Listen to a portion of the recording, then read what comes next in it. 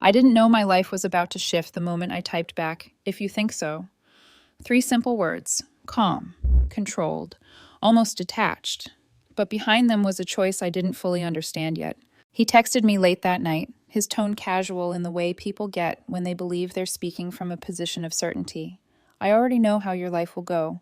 Boring job, boring routine, boring future." I stared at my phone longer than I should have. Not because his words hurt, but because I recognized the judgment beneath them.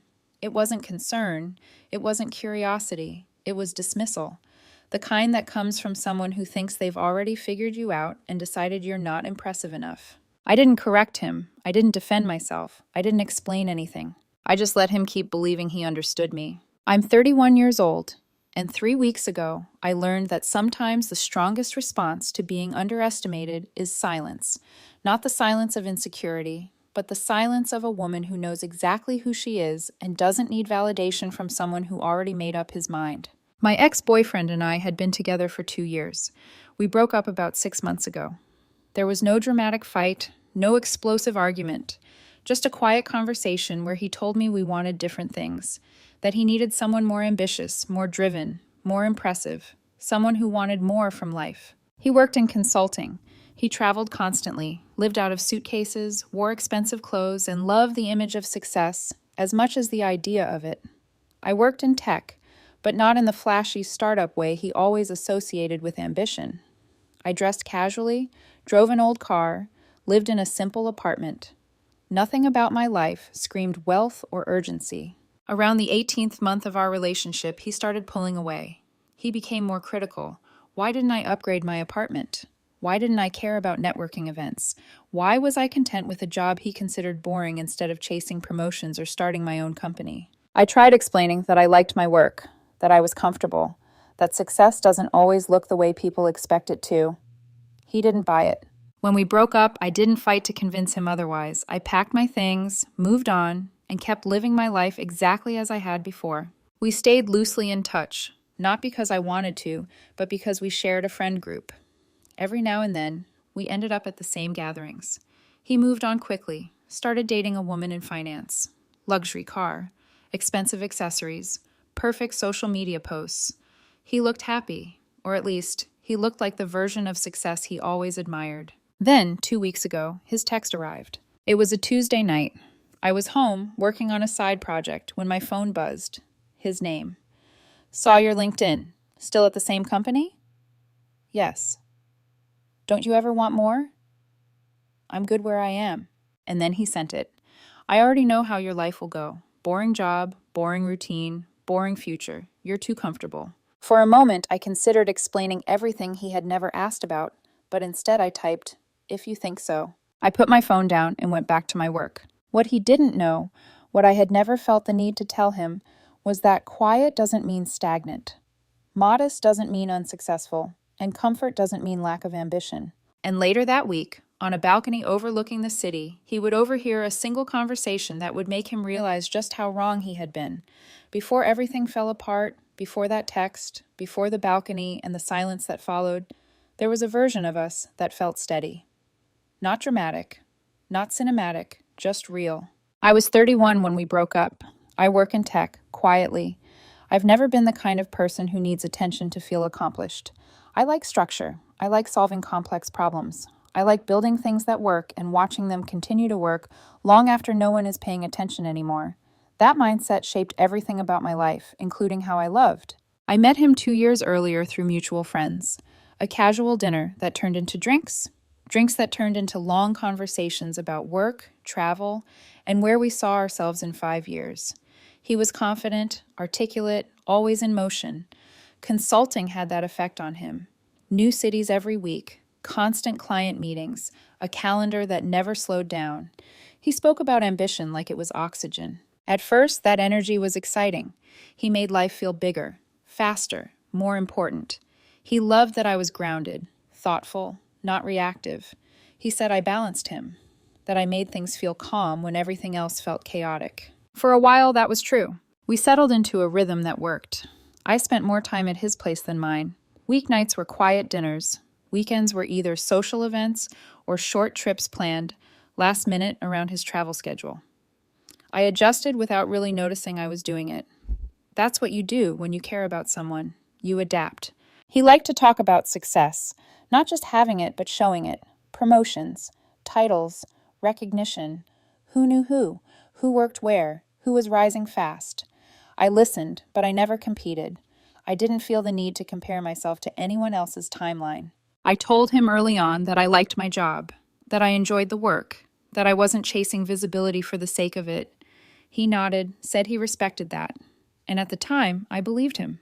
But somewhere around the 18th month, the questions started changing. Why didn't I want a bigger apartment? Why was I still driving the same old car? Why didn't I care about networking events? Why wasn't I pushing harder for promotions? They weren't aggressive questions at first, more like curiosity wrapped in concern. But over time, the tone shifted. The questions started sounding like judgments.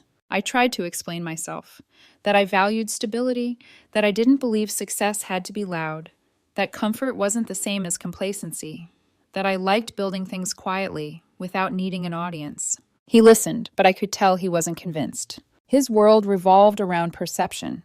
Mine revolved around substance. And slowly that difference stopped feeling complementary and started feeling incompatible. His family noticed it too.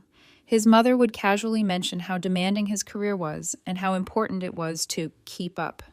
His friends joked about how relaxed I was, how chill, like it was both a compliment and a warning. No one ever said it directly, but the implication was there. I wasn't ambitious enough. Still, I stayed. Because nothing was technically wrong. There was no betrayal, no explosive conflict, just a growing sense that I was being evaluated against a standard I had never agreed to. When we finally broke up, it was almost anticlimactic. He said we wanted different things, that he needed someone who wanted more, someone more driven, someone whose future looked a certain way. I didn't argue, I didn't beg, I didn't promise to change. I packed my things from his place, went home, and kept living my life exactly as it was. We stayed loosely connected through friends, shared gatherings, occasional small talk. He moved on quickly, started dating a woman in finance. From the outside, it looked perfect, the kind of relationship that made sense on paper. I never reached out. I never explained anything. Not because I was hiding, but because I didn't feel the need to justify myself anymore. What I didn't realize then was that the assumptions he made about me during those 2 years hadn't faded.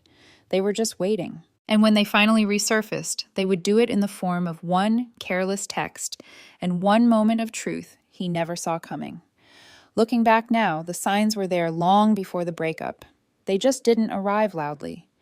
They came quietly, disguised as concern, curiosity, and just wanting the best for me. It started with small comments, the kind you brush off because they don't seem worth addressing. Don't you ever get bored doing the same thing? You're so calm all the time, I don't know how you do it. You're really comfortable, aren't you? At first, I thought he admired that about me, that my steadiness was something he valued in contrast to his constantly moving life. But slowly, those comments stopped sounding like observations and started sounding like doubts. When his work schedule intensified, the distance between us grew in ways that had nothing to do with physical space. He was traveling more, staying out later, surrounding himself with people who spoke the same language of ambition he did. Promotions, bonuses, new opportunities, bigger names, louder wins. I listened. I always listened. But I didn't mirror his urgency, and that unsettled him.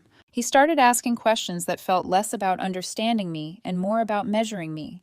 Why hadn't I upgraded my apartment yet? Why was I still driving a car that old? Why didn't I post about my work or achievements? Why didn't I seem interested in climbing faster? I tried to explain that I liked my life the way it was, that I didn't feel behind, that I wasn't racing anyone, that success to me wasn't about optics. He nodded, but his eyes told a different story. He heard my words, but he didn't accept them. Around that time, his friends began to reinforce the same narrative. Casual jokes about how low-key I was, how relaxed, how I didn't seem stressed enough for someone in tech. His family joined in too, subtly. Comments about how demanding his career was, how important it was to match energy, how relationships required equal ambition. No one ever said I wasn't enough. They didn't need to. The atmosphere shifted. Conversations became heavier. He started comparing me, not directly, but enough for me to notice. Other women in his circle, colleagues, partners, who worked in finance or consulting, women who looked impressive on paper. I felt myself becoming defensive without wanting to be, questioning whether I should explain more, share more, justify myself. But every time I considered it, something stopped me. Why did I need to prove my worth to someone who was supposed to love me? The tension built quietly, not through fights, but through distance. Less patience, less curiosity, less warmth. When I talked about my work, he seemed uninterested. When he talked about his, I listened the way I always had. Eventually, the imbalance became impossible to ignore. The night we broke up, there was no explosion, just exhaustion. He told me he felt like we were on different paths, that he needed someone who wanted more, someone who matched his drive. I asked him what more meant. He couldn't give me a clear answer, just gestures, lifestyle, momentum, image. That was when I realized the problem wasn't that I lacked ambition. It was that my ambition didn't look the way he respected. After the breakup, I carried that realization with me, quietly. I didn't feel angry. I felt resolved, like something had ended exactly when it needed to. But what I didn't know was that even after walking away, he was still watching me through the same narrow lens, still assuming, still judging, still convinced he knew how my story would unfold. And when that assumption finally surfaced again, it would do more than reopen old wounds. It would expose just how wrong he had been all along. The text came on a Tuesday night, the kind of quiet evening where nothing feels urgent and everything feels familiar. I was at home, laptop open, half focused on a side project I'd been slowly refining for weeks. My phone buzzed once on the table beside me. His name. I hadn't heard from him directly in a while, not like this. We'd exchanged polite words at group gatherings, nothing more. Seeing his name pop up now felt unexpected, but not alarming. "Saw your LinkedIn," he wrote. "Still at the same company, same position?" I paused before answering, not because I didn't know what to say, but because I already sensed where this was going. "Yes," I replied. There was a short pause, then another message. "Don't you ever want more?" I leaned back in my chair, staring at the ceiling for a moment.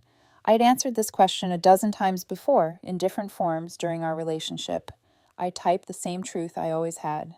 "I'm good where I am." His response came quickly. "I already know how your life will go. Boring job, boring routine, boring future. You're too comfortable." Something about seeing it written so plainly hit differently than hearing it spoken months ago. There was no softening language this time, no concern wrapped around it, just a final verdict, delivered with confidence. My first instinct was to correct him, to explain everything he had never bothered to ask about, the years I'd put in, the choices I'd made intentionally, the reasons my life looked simple from the outside. I hovered over my keyboard for a long moment. Then I stopped. I realized something in that silence. If I explained myself now, it wouldn't be because he was curious. It would be because he wanted confirmation that he hadn't been wrong about leaving me, that I really was as limited as he had decided. So instead I typed 3 words. "If you think so." He didn't respond after that. I put my phone down, took a breath, and went back to my work. Not because I was unaffected, but because I refused to let his assumptions pull me back into a conversation I had already finished having months ago. What he didn't know, what he had never known, was that my life had been quietly changing in ways that didn't announce themselves. I'd been with my company for 8 years. Started as a junior developer, worked my way up steadily, without drama. About 3 years ago, during a company restructuring, key employees were offered stock options as part of a retention package. I took the maximum allowed. 2 years ago, the company was acquired by a much larger tech firm. My stock options converted.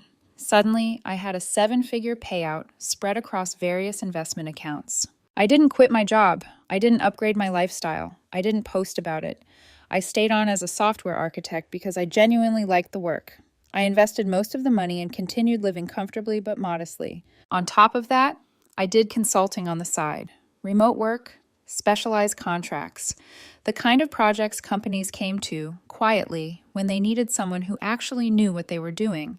That side work alone brought in more than his annual salary. I never told him any of this, not because I was hiding, but because it was never about proving anything. He assumed I was stagnant. I let him. A few days after that text, I received an invitation to a mutual friend's birthday party, small gathering, about 20 people, an apartment with a balcony overlooking the city. I almost declined, but the friend insisted. said it wouldn't feel right without me there. So I went. I didn't know yet that one ordinary decision to show up would become the moment everything shifted. The moment a quiet life he had dismissed would suddenly collide with the assumptions he'd built so confidently. And it would all happen on a balcony, under city lights, during a conversation he was never meant to hear. When I arrived at the party, the atmosphere was easy. Music low, laughter drifting between conversations, people leaning against counters and furniture like they had nowhere else they needed to be. It felt familiar, comfortable. I almost relaxed completely until I saw him. He was there with his new girlfriend. Finance. Polished. Confident in the way people are when they believe their life choices have already been validated by the world. She wore a fitted dress, expensive without trying too hard, and carried herself like someone used to being admired. He spotted me within minutes. "Hey," he said, approaching with a drink in his hand. "Didn't know you'd be here." "Friend invited me," I replied simply. He introduced me to her. We exchanged polite smiles, the kind that carry no warmth and no hostility, just surface-level courtesy. Her eyes lingered on me a second longer than necessary, as if trying to place me somewhere in her mental hierarchy. His attention shifted quickly. "So," he said casually, "what are you up to these days?" The question wasn't genuine, it never had been. "Same work," I said, "same company." He nodded, already losing interest. "Oh, cool. Loyalty," he said, the word carrying a tone that suggested he meant the opposite. They drifted away into the crowd, absorbed almost immediately by other conversations. I felt the familiar sensation of being quietly dismissed. Not hurt, just observed and categorized. I grabbed a drink, talked with a few friends, laughed when it felt natural. Outwardly, I was fine. But internally, something was stirring. Not anger, not regret, awareness. Around 9, my phone vibrated. A client. I stepped out onto the balcony to take the call, the city spread out beneath me in a wash of lights and distant movement. The conversation was routine for me. Contract terms, timeline, scope, rate. "I can take the project," I said calmly, "but given the 4-month commitment, I'd need to adjust my rate, $350 an hour. There was a pause, then agreement, confirmation. Logistics, remote work, payment schedule. It was all normal, familiar. When I ended the call and turned around, I froze. He was standing in the doorway, not relaxed, not confident, just still, like someone who had walked into a room expecting one reality and found another entirely. "How long were you standing there?" I asked. $350 an hour, he said quietly. Not a question, a calculation. "For this project, yes." His expression shifted in real time. Confusion, disbelief, recalibration. That's over $700,000 for 4 months. "It's a complex project," I said evenly. "They need my specific expertise." He stepped closer, lowering his voice. "You've been doing consulting?" "For years." "Why didn't you ever tell me?" I met his eyes steady. "You never asked." He opened his mouth, then closed it again. I continued, not unkindly, but honestly. "You assumed you knew everything about my life based on what you could see. My car, my apartment, my clothes. You decided I wasn't ambitious enough, impressive enough, successful enough." "That's not," he started. "You meant exactly that," I said. "And that's okay. People judge. But you don't get to be surprised when you find out you were wrong." His girlfriend called his name from inside. Cake, photos, laughter. He glanced back, then at me again. "So, you're successful." I smiled faintly. "Depends on how you define success." We stood there in silence, the city humming below us. For the first time, I saw it clearly. Not triumph, not revenge, just clarity. I didn't feel vindicated. I felt free. Because in that moment, I realized something important. I had never lost him. He had lost the version of me he never bothered to understand. The moment didn't end cleanly. Moments like that never do. They linger, stretch, sink into the cracks between words and silences, and follow you back inside whether you want them to or not. We eventually rejoined the party, but the dynamic had shifted. I could feel it immediately. Conversations that had flowed easily before now carried a subtle tension, like something invisible had been introduced into the room. He stayed close to his girlfriend, but his attention wasn't really on her anymore. His eyes kept drifting in my direction when he thought I wasn't looking. Not with longing, with calculation. Friends began approaching me differently, too. Small changes, different questions, longer pauses after I answered. Someone mentioned my consulting work casually, as if it had always been common knowledge. I realized word had already started to spread, not because I announced anything, but because people talk, especially when their assumptions are challenged. His girlfriend noticed. She asked him something quietly near the kitchen. He shook his head, smiled too fast, brushed it off. But she didn't look convinced. She glanced at me again, this time with something sharper in her expression. Not jealousy exactly, more like unease. Later, his mother approached me, polite, warm in the way that felt practiced. "I didn't realize how accomplished you were," she said, her smile tight. "You always seemed so understated." I nodded. "I like it that way." She hesitated, then added, "You two seemed good together. It's a shame things didn't work out." It wasn't concern, it was revision. I excused myself shortly after. I didn't want to stay long enough for the evening to turn into something else, something heavier. When I got home, my phone buzzed. "Him. I've been thinking about what you said." I didn't respond immediately. I needed space to hear my own thoughts before engaging with his. The next morning, I replied simply, "Okay." That seemed to catch him off guard. "That's it?" he asked. "Just okay?" "What do you want me to say?" I typed. That it didn't hurt when you talked down to me? That I didn't feel dismissed at the end of our relationship? There was a pause. "I didn't mean to hurt you." "I know," I replied, "but intent doesn't erase impact." He tried again, asked if I was seeing anyone, framed it as curiosity, but it felt like something else, like regret, searching for relevance. I redirected him gently but firmly, told him he should focus on his current relationship, that it wasn't my place anymore. That's when the tone shifted. He admitted that his relationship felt empty, that on paper it looked right, but in reality it felt hollow, that everything revolved around appearances and nothing felt grounded. I listened, not because I felt responsible, but because I had once cared. But I didn't offer comfort. I didn't offer hope. I didn't offer myself. "That's something you need to work through on your own," I told him. He went quiet after that. Over the next few days, I heard things through mutual friends. Tension between him and his girlfriend. Arguments. Distance. She felt him pulling away. He couldn't stop comparing. Once a narrative breaks, it doesn't easily rebuild itself. I stayed out of it. Something inside me had shifted. Not hardened, but clarified. I wasn't angry. I wasn't satisfied by the unraveling I could sense beginning. I was just done. Done being misunderstood.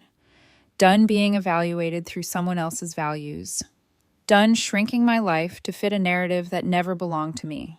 And while everything around him was beginning to destabilize, I was standing more firmly in myself than ever before. But the hardest part of this story wasn't what came next for him. It was what I had to face alone, in the quiet, when the noise finally died down. That night, after the party, and the messages and the unspoken tension that lingered in the air, I sat alone in my apartment longer than I expected to. No music, no television. Just the hum of the city outside and the familiar quiet I usually found comforting. But that night, the quiet felt heavier. Not because I missed him, not because I wanted things to be different, but because something about seeing him recalibrate my worth in real time forced me to confront an uncomfortable truth. For a long time, I had told myself I was unaffected by his judgment, that I had always been secure in who I was. That wasn't entirely true. I realized that even though I never changed myself for him, I had still absorbed some of his doubt. Not consciously, not in ways that altered my choices, but in subtle moments, in hesitations, in the way I sometimes questioned whether being content meant I was lacking something. Sitting there alone, I replayed our relationship from a different angle, not through his eyes, but through my own. The moments I stayed quiet instead of speaking up, the times I let his comments slide because I didn't want conflict, the way I explained myself gently, over and over, hoping he would eventually understand. I asked myself something I hadn't allowed before. Why did I try so hard to be understood by someone who never truly listened? That realization hurt more than the breakup ever did, because it meant the relationship didn't end the moment we said goodbye. It ended slowly, through a series of small dismissals I accepted when I shouldn't have. I felt grief then, not for him, but for the version of myself who had minimized her own certainty to make space for someone else's expectations. I cried quietly, not dramatically, just a few tears, steady and honest. The kind that come when you finally stop pretending something didn't affect you. For the first time since we broke up, I allowed myself to feel the weight of being underestimated by someone I once loved. Not as fuel for anger, but as acknowledgement. It mattered. It hurt. and pretending otherwise didn't make me stronger. I slept poorly that night. The next morning, the city looked the same, but something inside me felt exposed, raw, like a layer had been peeled back.